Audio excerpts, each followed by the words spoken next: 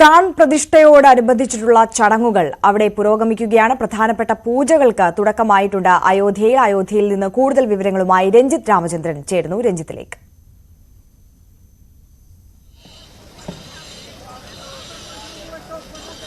ആര്യ, അയോധ്യയിൽ ഇന്നലെയാണ് പ്രാൺ പ്രതിഷ്ഠയുമായി ബന്ധപ്പെട്ടുള്ള പൂജാകർമ്മങ്ങൾ ആരംഭിച്ചത്. ഇന്നലെ സരയൂ നദിക്കരയിൽ ദശവിത് സ്നാനവും വിഷ്ണു ആരാധനയും നടന്നു. 120 സന്യാസിനിമാരാണ് ഇത്തരം ചടങ്ങുകൾക്ക് നേതൃത്വം നൽകുന്നത്. ഇന്ന് രാംലല്ലയുടെ വിഗ്രഹം വഹിച്ചുള്ള ഘോഷയാത്ര അല്പസമയത്തിനകം അയോധ്യയിലേക്ക് എത്തും. അതും വലിയ പ്രൗഢഗംഭീരമായ ചടങ്ങാണ്. സരയൂ നദിയിലെ ജലം വഹിച്ചുള്ള കലശവും ക്ഷേത്രത്തിലേക്ക് എത്തുന്നുണ്ട്. അങ്ങനെ ഒരുപാട് ആഘോഷ പരിപാടികൾ, ആചാരങ്ങൾ ഈ പ്രാൺ പ്രതിഷ്ഠയുമായി ബന്ധപ്പെട്ട അയോധ്യയിൽ പുരോഗമിക്കുകയാണ്. ഒപ്പം ഇങ്ങോട്ടേക്കുള്ള വരവ്, ഈ ഭക്തരുടെ വരവിനൊന്നും യാതൊരു കുറവുമില്ല. നിരവധി ആളുകൾ വിവിധ പ്രദേശങ്ങളിൽ നിന്ന് ഇങ്ങോട്ടേക്ക് എത്തി തങ്ങളുടെ രാംലല്ലയോടുള്ള भक्ति अर्पित कहाँ से आया है भैया? मुंबई से। जय श्री राम। इधर तक राम जी ने बुलाया है, राम जी के आशीर्वाद से आए हैं। तो भगवान राम का मंदिर देख के हमें अब एकदम अति आनंद हुआ है। भगवान रामचंद्र जी के आशीर्वाद से आज पूरे भारत में हर भारतवासी का एकदम सीना गर्व से प्रफुल्लित हो गया है। एक दिवाली जैसा माहौल है, एक महान पर्व की तरह हमें ऐसा अनुभव हो रहा है, खुशी हो रही है। तो बहुत बढ़िया लग रहा है जी। भगवान को रामचंद्र जी के दर्शन किए हमने, तो और मंदिर को भी देख के बहुत आनंद को देख के कैसा लगा? एकदम अति आनंद प्राप्त हुआ जी। अद्भुत। आपका उधर से बहुत आदमी आता है इधर? बहुत आदमी सर, बहुत आदमी। मुंबई से तो आप मुंबई को अगर आप फील करोगे ना तो आपको दिवाली जैसा फील होगा। और हमें ऐसा लगता है कि ये न्यूज़ वाले या पॉलिटिकली लोगों को, हर एक आम मुंबई वासी को देखोगे तो राममय हो गया है। हर एक सोसाइटी में 22 तारीख को बड़े फंक्शन हैं। और आप देखना मुंबई में जो दिवाली जैसा अनुभव होगा, इतना बढ़िया काम हो रहा है। ഒരുപാട് ഇപ്പോൾ നാം സംസാരിച്ച വ്യക്തി മുംബൈയിൽ നിന്ന് വന്ന ആളാണ്, മഹാരാഷ്ട്രയിൽ നിന്ന് വന്ന ആളാണ്. അത്രയും ദൂരെ സഞ്ചരിച്ച് രാജ്യത്തിന്റെ വിവിധ ഭാഗങ്ങളിൽ നിന്ന്, വിവിധ സംസ്ഥാനങ്ങളിൽ നിന്ന് ഒരുപാട് ആളുകൾ ഇങ്ങോട്ടേക്ക് വരുന്നുണ്ട്. ദൃശ്യങ്ങളിൽ കാണാം ഓരോ ദിവസവും ഇവരുടെ വരവ് വർദ്ധിക്കുകയാണ്, കുറയുകയല്ല. ഇന്ന് അല്പം കാലാവസ്ഥയ്ക്ക് ഒരു ചെറിയ വ്യത്യാസമുണ്ട്. കാരണം ഇന്ന് അല്പം ഒരു വെയിലിന്റെ ഒരു രീതിയുണ്ട്, ഒപ്പം ചൂട് അല്പമുണ്ട്, ഈ തണുപ്പിനൊരു കുറവുണ്ട്. ഈ 18-നാണ് ഇവിടെ ഗണേശ പൂജ നടക്കുക. അത് ഗണേശ അംബിക പൂജ അത് നടക്കുക. 19-ന് ആഴി പൂജയാണ്, നവഗ്രഹം സ്ഥാപിക്കും. പിറ്റേന്ന് ശ്രീകോവിൽ സരയൂ ജലം ഉപയോഗിച്ച് കഴുകി അന്നാധിവാസ ചടങ്ങുകൾ ആരംഭിക്കും. 21-നാണ് രാംലല്ല വിഗ്രഹം 125 കലശങ്ങളിൽ കുളിപ്പിച്ചതിന് ശേഷം 22-ന് ഉച്ചയ്ക്ക് 12:30-ക്കാണ് പ്രാൺ പ്രതിഷ്ഠ. 150 രാജ്യങ്ങളിൽ നിന്നുള്ള ആളുകൾ ചടങ്ങിൽ പങ്കെടുക്കും എന്നുള്ളതാണ് നമുക്ക് ലഭിക്കുന്ന ഏറ്റവും പ്രധാനപ്പെട്ട വിവരം. ഇവർക്കുള്ള സംവിധാനങ്ങളൊക്കെ ഒരുക്കി കഴിഞ്ഞു. അയോധ്യ ക്ഷേത്ര ട്രസ്റ്റാണ് ഇതുമായി ബന്ധപ്പെട്ട ഒരുക്കങ്ങൾ നടത്തുന്നത് എന്നുള്ളതാണ് ഏറ്റവും പ്രധാന കാര്യം. 23 മുതലാണ് പൊതുജനങ്ങൾക്ക് സന്ദർശനം ഇവിടെ അനുവദിച്ചിരിക്കുന്നത്. അതായത് 20, 21, 22 ദിവസങ്ങളിൽ പൊതുജനങ്ങൾക്ക് സന്ദർശനത്തിനുള്ള അവസരമില്ല, സമയമുണ്ടാവില്ല. കാരണം ഇവിടെ വലിയ സുരക്ഷയിലാണ്. ഇപ്പോൾ തന്നെ ഇവിടുത്തെ ചെറിയ നിരത്തുകളൊക്കെ അടച്ചു കഴിഞ്ഞു. വാഹനങ്ങൾക്കൊന്നും ഈ പ്രധാന റോഡിലേക്ക് പ്രവേശനമില്ല എന്നുള്ളതാണ്. നമ്മുടെ വാഹനങ്ങളടക്കം നമ്മൾ താമസിക്കുന്ന ലോഡ്ജിൽ, ഹോട്ടലിൽ കുടുങ്ങിക്കിടക്കുകയാണ്, പുറത്തേക്ക് എടുക്കാൻ സാധിക്കുന്നില്ല. വളരെ അടുത്താണ് നമ്മൾ താമസിക്കുന്നതുകൊണ്ട് മാത്രമാണ് ഇങ്ങോട്ടേക്ക് നടന്ന് എത്താൻ സാധിച്ചത്. അങ്ങനെ വലിയ സുരക്ഷാ ക്രമീകരണങ്ങൾ ഒരുക്കി തന്നെയാണ് ഇത്തരം സംവിധാനങ്ങൾ ഇവിടെ ഏർപ്പെടുത്തുന്നത് എന്നുള്ളതാണ് ഏറ്റവും പ്രധാനപ്പെട്ട വിവരം. അങ്ങനെ ഓരോ ദിവസവും സുരക്ഷയുടെ രീതി മാറുന്നു, അത് ആ തരത്തിൽ മുന്നോട്ട് കൊണ്ടുപോകുന്നു എന്നുള്ള പ്രധാനപ്പെട്ട വിവരമുണ്ട്. നമുക്ക് ഈ ഭക്തിയുടെ വിവിധ മാർഗങ്ങൾ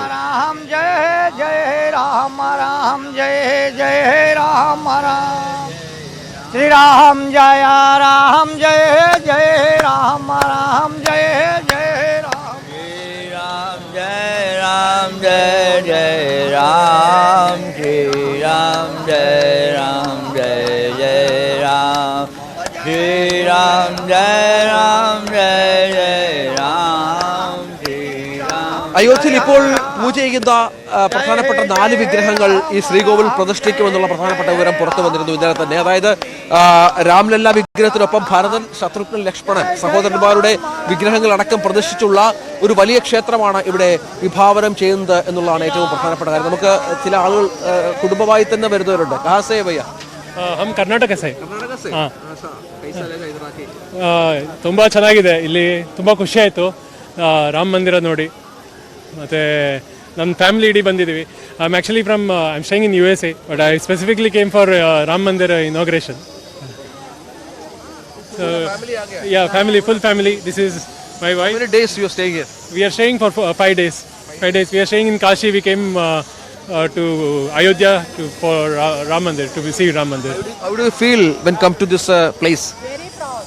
very proud one thing vibration हमको मिलता है इधर. बहुत बहुत अच्छा है, बहुत अच्छा है. And it's 500 years of struggle and sacrifice of so many people that we are finally have the result here. And it's not just a structure, but inspiration for a lot of people to do something good in their life. Yeah. Very proud Indian. We are very proud Indian and very proud of Modi. Yeah. Karnataka, what is the reaction of the all people when you talk to other people? What is the reaction? What's the feeling they are giving to you? In Karnataka, it's like lot of people are mesmerized and are waiting to come to Ayodhya. They are waiting for the opening, and many people are really happy that finally we have the Ram Mandir. Yeah. Okay, thank you. All the best. അതാണ് അവസ്ഥ. നമുക്ക് ഇപ്പോൾ കർണാടകയിൽ നിന്ന് വന്നൊരു കുടുംബമാണ്. അങ്ങനെ ഒരുപാട് പേർ കാംസേ ഭയ്യ. बोलिए. हिंदी मालूम है? हाँ, हिंदी. कहाँ से आए? MLA. हम लोग दोनों एक्स MLA हैं. जी. How do you feel when coming here? नहीं, प्रभु श्री राम का सपना हम लोग का पूरा हुआ. हम लोग दर्शन के लिए आए हैं. दर्शन कर दिया? हाँ, अभी दर्शन कर लिया मंदिर. Lots of developments. जी. बहुत सुंदर. नहीं. पहले आया इधर? हाँ, बहुत बार आया. हम लोग तो उस समय लाठी भी खाया है. അങ്ങനെ ഈ പല സ്ഥലങ്ങളിൽ നിന്നുള്ള ഒരുപാട് ആളുകൾ, പൊതുജനങ്ങൾക്ക് 23 ദർശനം. ഇന്നിപ്പോൾ തീയതി ഇന്ന് 2-3 ദിവസം മാത്രമായിരിക്കും പൊതുജനങ്ങൾക്കായുള്ള ദർശന സൗകര്യങ്ങൾ ഉണ്ടാവുക. അങ്ങനെ ഈ അയോധ്യയുടെ ഒരു മുഴുവൻ വികാരം അത് ഈ തരത്തിലാണ്. ഭക്തിമയമാണ് ഇവിടെ. നിരവധി ആളുകൾ ഇങ്ങോട്ടേക്ക് എത്തുന്നു. ഓരോ നിമിഷവും വരുന്ന ആളുകളുടെ എണ്ണത്തിൽ വലിയ വർധനവുണ്ടാകുന്നു. ഞാൻ നേരത്തെയൊക്കെ പറഞ്ഞതുപോലെ ഭാഷാ വ്യത്യാസമില്ലാതെ ഈ അയോധ്യ രാം മന്ദിറിന്റെ നിർമ്മാണവും അതിന്റെ പ്രതിഷ്ഠയും ജനങ്ങൾ ആഘോഷിക്കുന്നു എന്നുള്ളതാണ് ഏറ്റവും പ്രധാനപ്പെട്ട വിവരം. നമുക്ക് ഇതിന്റെ വിശദാംശങ്ങളിലേക്ക് തന്നെ വളരെ പെട്ടെന്ന് തിരിച്ചു വരാം ഒരു ചെറിയ ഇടവേളയ്ക്ക് ശേഷം.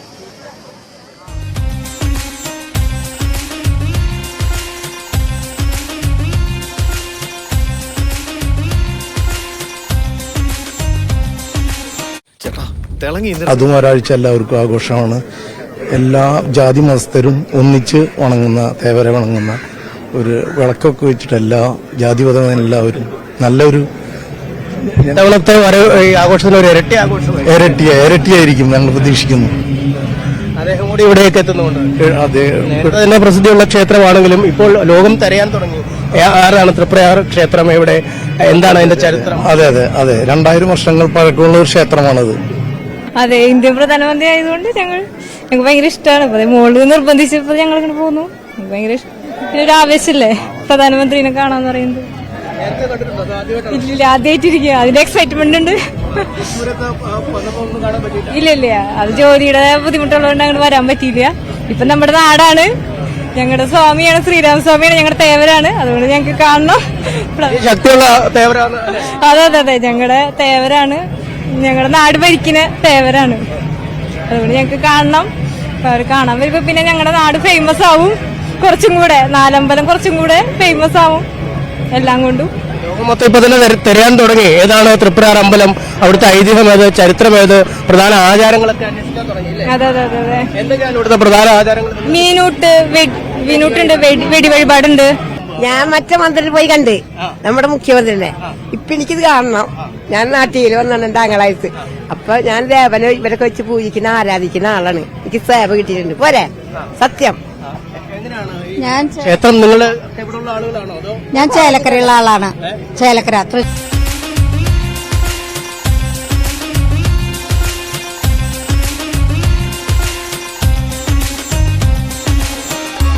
121 ആചാര്യന്മാരുടെ താന്ത്രിക വിധിപ്രകാരമുള്ള കർമ്മങ്ങൾ പുരോഗമിക്കുകയാണ്. അതിന്റെ തൊട്ടുപുറകിലുള്ള രാമക്ഷേത്രത്തിൽ ഗണേശ്വർ ശാസ്ത്രികൾ നേതൃത്വത്തിൽ കാശിയിലെ ലക്ഷ്മികാന്ത് ദീക്ഷിതിന്റെ കാർമ്മികത്തിലാണ് ചടങ്ങുകൾ പുരോഗമിക്കുന്നത്.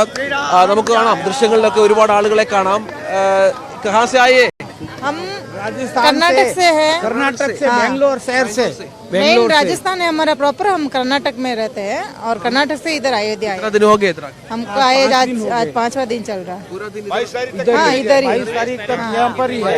22 तारीख बहुत अच्छा लगा, बहुत अच्छा है, बहुत अच्छा, बहुत सुंदर। जन्मभूमि में आ गए ना, हम साक्षात भगवान राम जी के दर्शन किए, बहुत अच्छा लगा। 22 तारीख तक हम यहाँ ही रहेंगे और 22 के बाद निकलेंगे हमसे। बहुत अच्छा लगा, सरयू नदी देखा है और यहाँ की व्यवस्था बहुत बढ़िया है, बहुत अच्छी है। जय श्री राम। राम का भजन, राम का भजन गाओ। हम मारवाड़ी में कौन सा गाँव बोलो?